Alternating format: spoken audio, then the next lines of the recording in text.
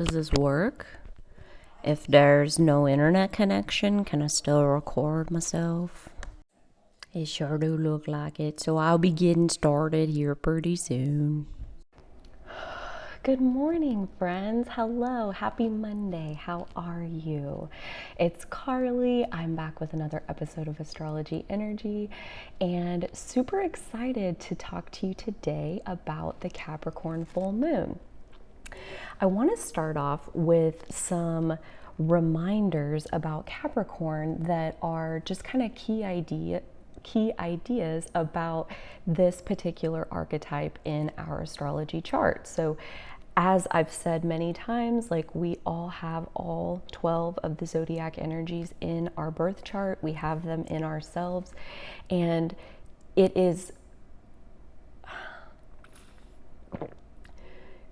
in my opinion, more a matter of learning the archetype to the point where you can find it inside of yourself, rather than ever like resigning yourself to the fact that I don't resonate with a particular sign or planet or whatever the case is.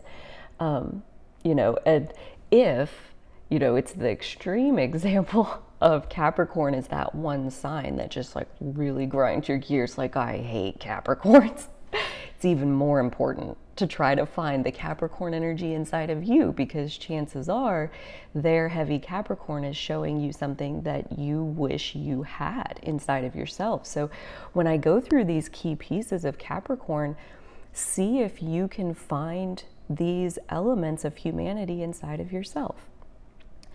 And I want to throw this out there. This content here, this list came from a chapter in the book Self-Care by the Signs by Valerie Tejeda.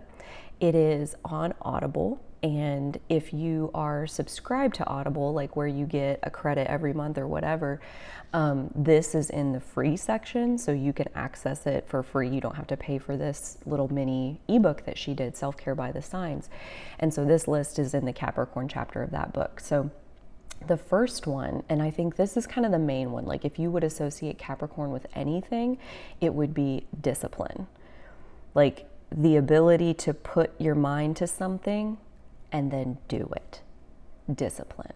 And like, it could even go so far as like, this is kind of how we would use the sign archetypes themselves, is like, is discipline one of your stronger attributes? Like Dolly, my girlfriend, she's a Capricorn moon, and like one of her superpowers that she's known for a long time is that she can push herself harder than most people can. And so she has like that ability to just put her mind to something and make herself do it.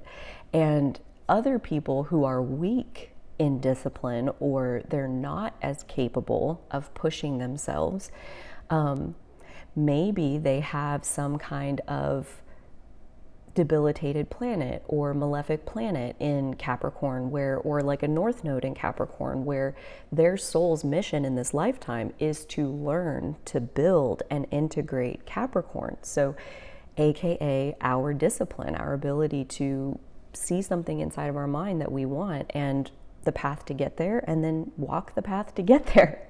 Capricorn says, like, if I climb the mountain, if I just put one foot in front of the other, and then I just keep doing that, like eventually I'm gonna get to the top of the mountain. It's just a matter of like, don't stop walking, don't give up. And that's that discipline piece that Capricorn is so beautifully talented at.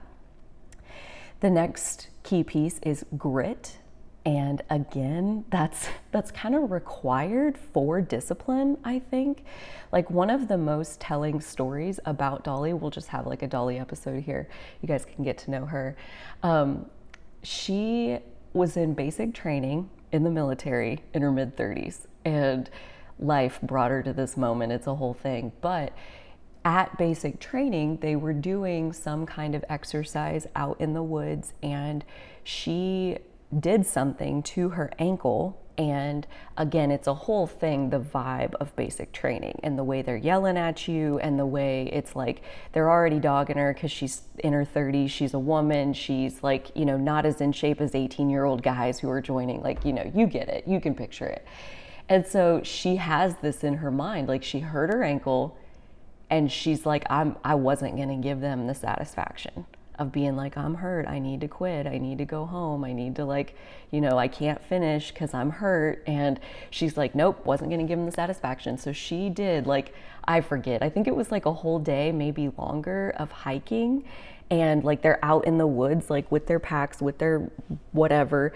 And like she's walking around on this ankle and then they get back to base and she does seek medical attention because it is bad and it was broken.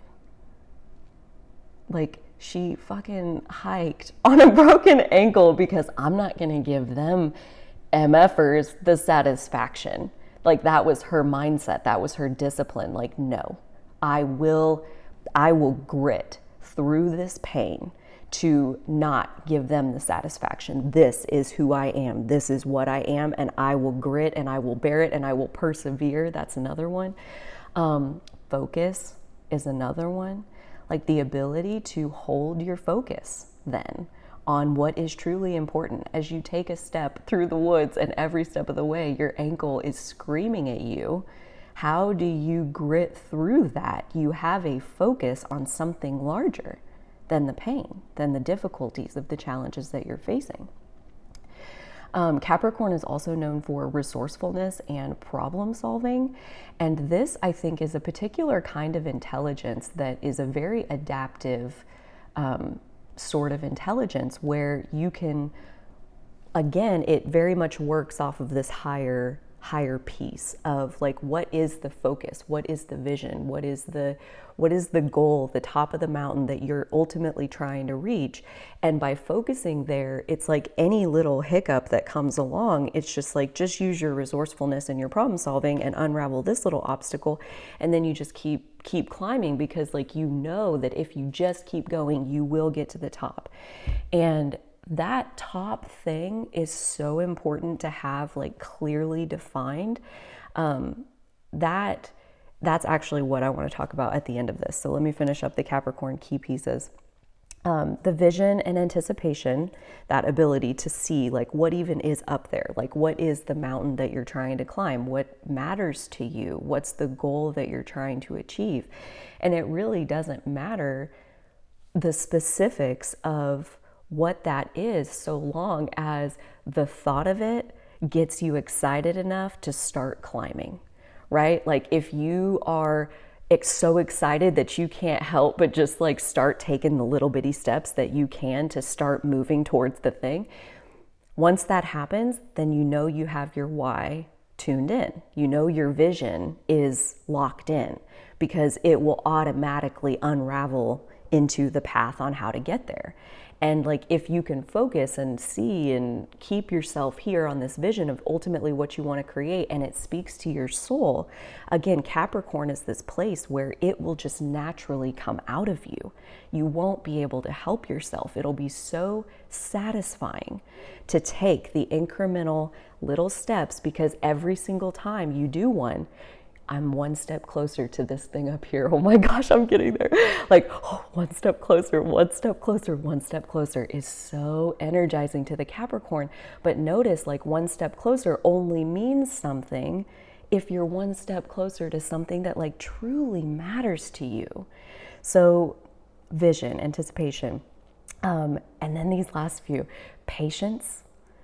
Like that's also one of Dolly's superpowers, and she doesn't see it. She doesn't see how patient she even is until you put her next to somebody like me who's like the exact opposite. Like I got like almost no patience for most things, and that's my own cross to bear, but it really does highlight just how chill and easygoing and patient she really is, while also all day, every day, like taking the incremental steps towards like affecting the impacts that she can, like visualizing what she can do and making it happen, like day after day after day. This really did turn into a Dolly episode. There you go. I don't know why, but there you go. Independence is another one. And you think about that, like it's an ability to like Capricorn is not where you would go. Like, you wouldn't pull your Capricorn tool out of your toolbox if you're trying to build some kind of human connection. That's not what Capricorn is for. Capricorn is pretty much used as a tool in solitude. Like, that's really where your Capricorn energy is going to shine, is if you can go off into a space by yourself and do some of this visualization of like, what are the things that I would want to create? And again, like, let's have another Dolly story, because why not? This morning I come out and we're both kind of in our own separate morning time having a cup of coffee, and she is like out there, and I'm like, what you doing? She's like, pondering. What are you pondering? What I'm gonna do today. Oh yeah, what are you gonna do today? And she starts telling me, she's like, well, so I'm gonna put this coat of stain on the deck, and I gotta go around these boards with the stain and do that, and then I'm gonna put it on this piece, and then I'm gonna do the boards this way, and I'm gonna like go like this.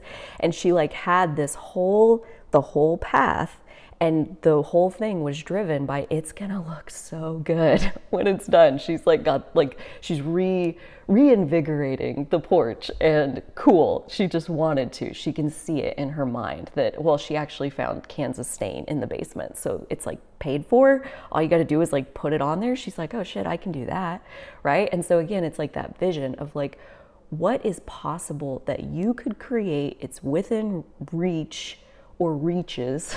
You know, sometimes we reach and it's like from vision to execution, it's like a day. And sometimes we reach, it's like from vision to execution, it's like a year or a lifetime, right? Like these visions of what's possible. What gets you excited to start climbing, to start like taking the incremental steps of like adding value to the world, you know? It's like really a whole different way. Coming into Capricorn energy is like a whole different way to think about work. It's like a lot of people in the world, Nug, you want to come inside? A lot of people in the world, they define work as far as like an exchange for the money that I need to pay for food and shelter and those kinds of things, like the money that I need to take care of myself. And Capricorn doesn't really operate like that. Like the shadow side of Capricorn and Earth energy in general can absolutely turn materialistic and get off into a greedy, money-minded place where absolutely you can end up really abusing people and systems and the earth and resources to make a buck. Like, you're very capable of having a vision and executing a vision. It doesn't have to be an altruistic vision, right? So there's plenty of people using the shadow side of Capricorn to do bad things in this world.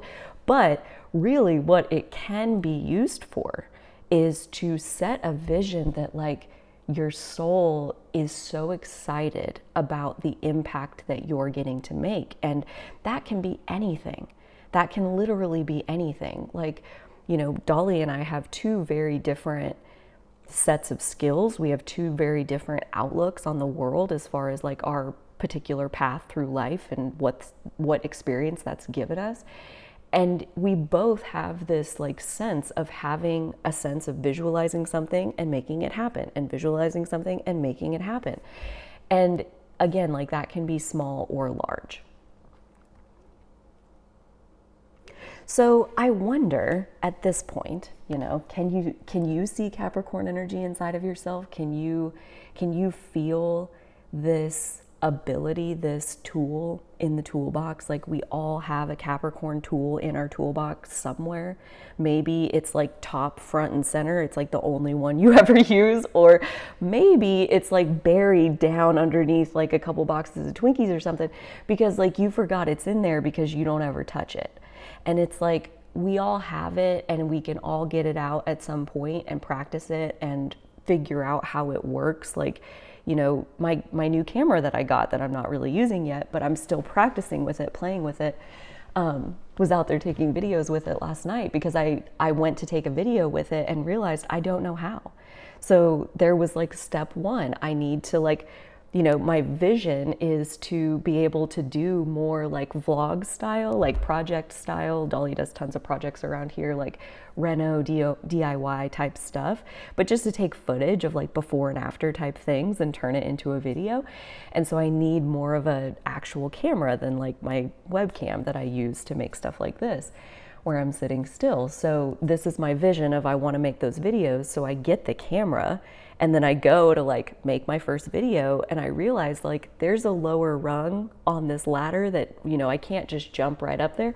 I went to like make a video and I didn't know how to turn it on to make it record. I felt like such an old lady.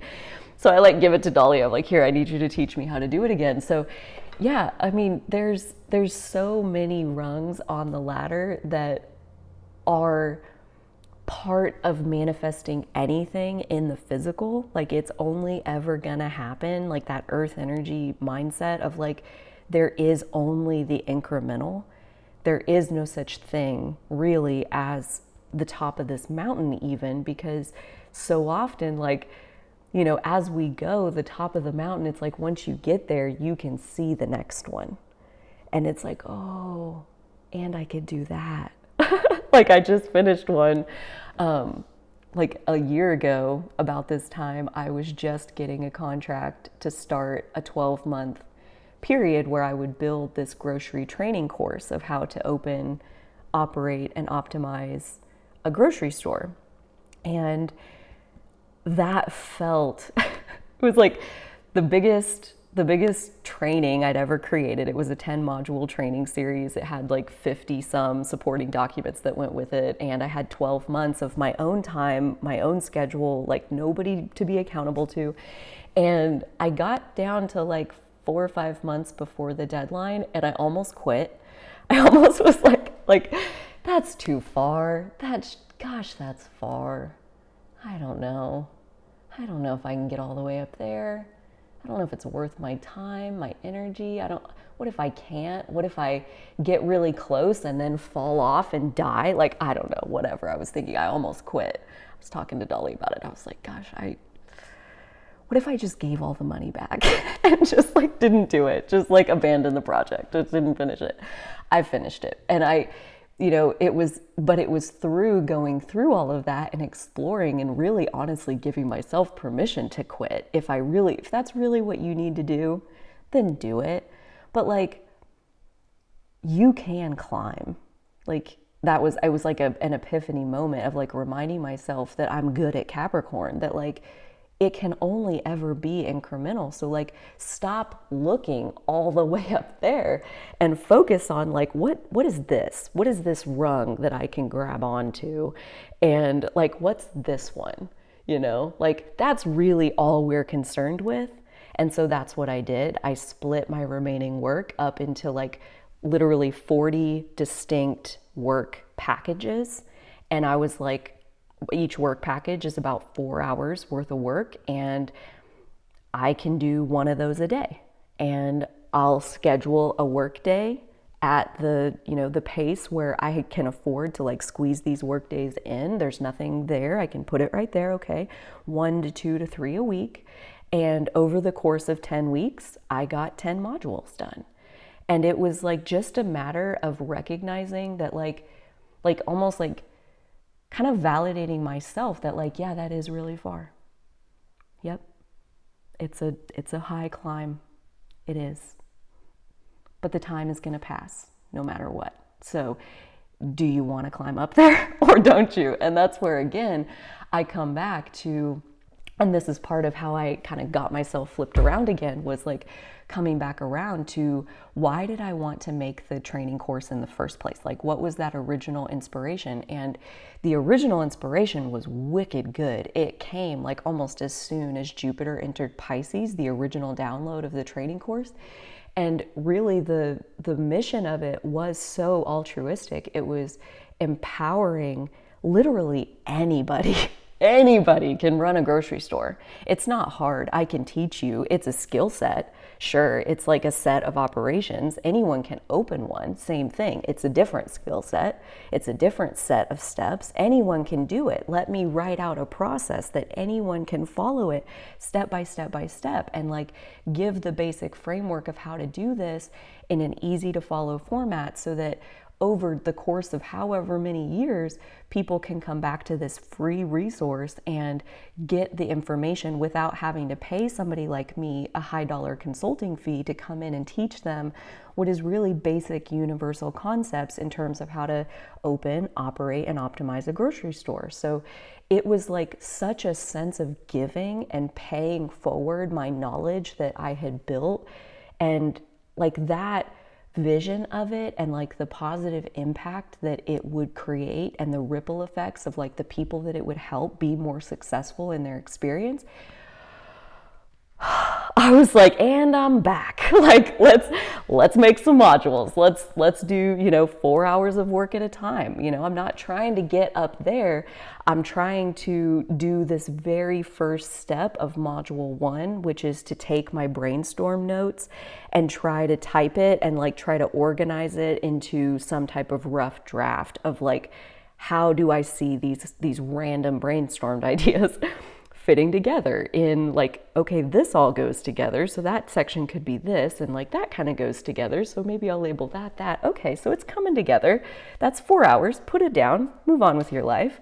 3 days later, it's the next workday, get it back out, and oh, okay, so now I'm gonna read my rough draft and I'm really gonna iron it out. I'm gonna like, what is the point I'm trying to make? What would the visuals be that I need to have with this? What are the details? Let me put it together, iterate on it, and bring it forward another 4 hours. It's been 4 hours, great. I have a finalized script. I'm ready to record my video. Again, put it down, put it away, move on with your life. It's 5 days later. Now I get my script out and I sit down and I record my video. Those days were only like an hour and a half, 2 hours, however long it took me to record the video. So those were short days. I always love those ones.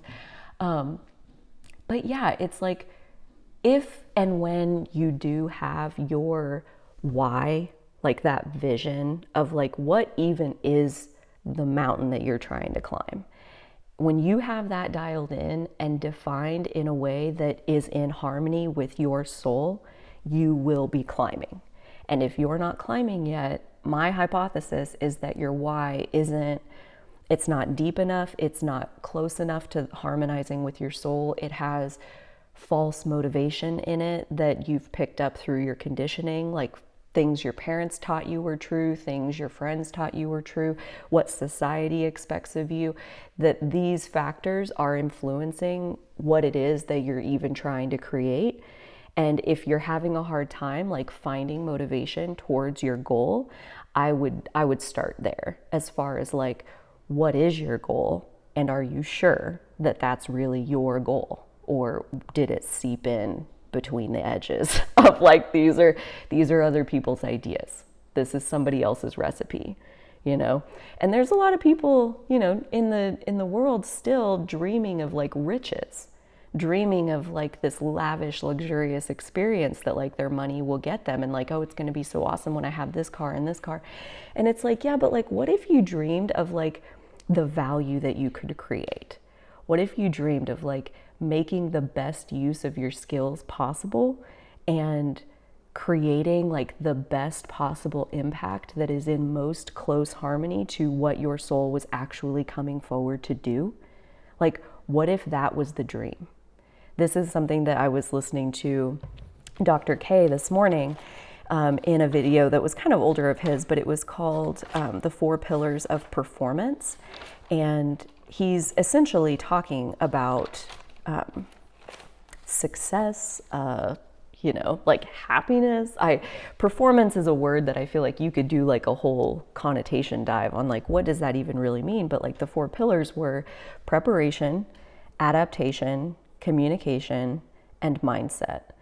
And he's basically saying that like, there are a lot of times when people will fail. Like, let's say you fail your math test and you say, I failed my math test, so I need to study harder. The solution is to study harder. And so you study harder and then you still fail the next math test. And then you identify as a failure. You say, well, I failed the math test twice. I studied as hard as I could. I'm not good at math. That's it. You're done. And so his point, the biggest piece, the biggest pillar is the mindset pillar. Probably second biggest is communication. Third is adaptation. And fourth is preparation. Like, how hard you study is like this much of the total picture, the total outcome. Like, there's so much more to the picture. And so again, this is kind of coming back to informing, like, how can we figure out like what is the right why for us? And he, let's see. Did I write that in the other book? I must have.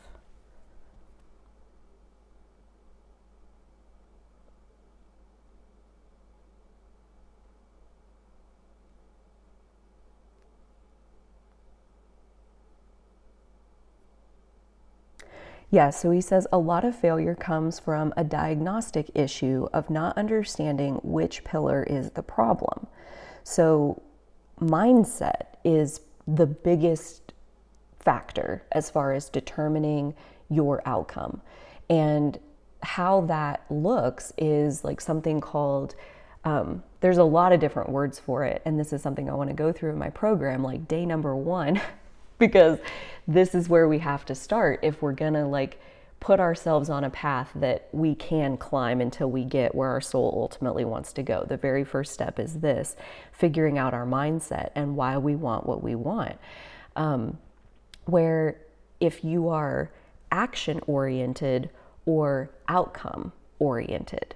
So like the difference being action, well, let's flip it. So outcome oriented would be like a student in med school saying, I want to be top 10% of my class. I want to graduate with honors because that's going to boost me in the job market. That's my goal.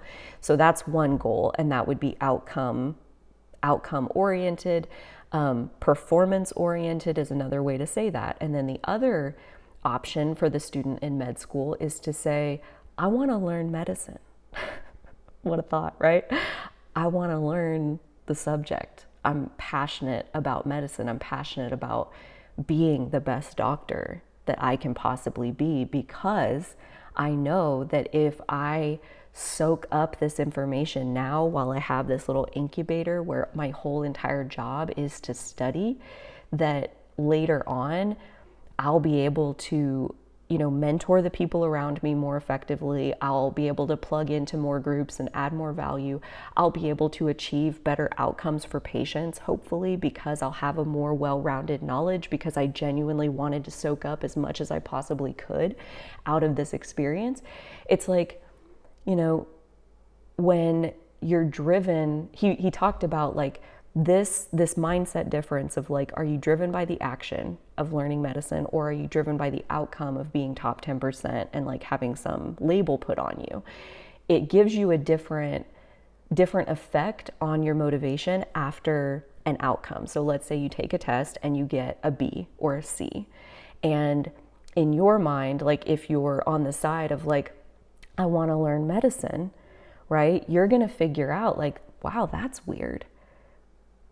Normally I get A's on my tests. Like, that's so weird that I didn't do well. Like, let me go back and see. I mean, I guess I really didn't grasp the material. Dang it.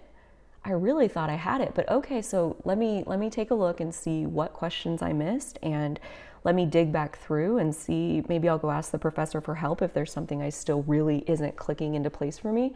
I might even consider that, like, if I really thought, this is Carly speaking to you, if I really thought that I had it and I had the answer, like I knew what was right, and I looked at it again and I still thought it was right, I would take it back to the professor and ask them if their question was correct, right? Like, that's Carly. That's the learner mindset of like, what do I want? I want to know the right answer.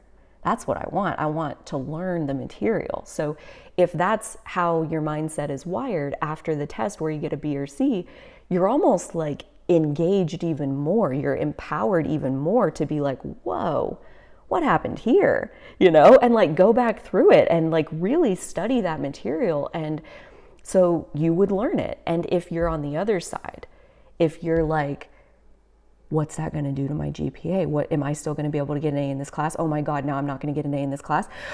Oh my God, now, oh my God, I've been I've been doing a 4.0 for 3 years, and like now I got to C on this test, and like it's like meltdown city, because you're jeopardizing the outcome that was driving everything. And like, that's just a weaker foundation. Like, if you can see in that example of like, if you have to have a particular outcome, it's a recipe for disappointment. It's a recipe for being kicked off your path at the first sign of adversity. Versus if you have a growth mindset, if you have an action-oriented mindset that says, there's only so much I can do. I can't guarantee my outcomes, but I can guarantee how I engage with the process.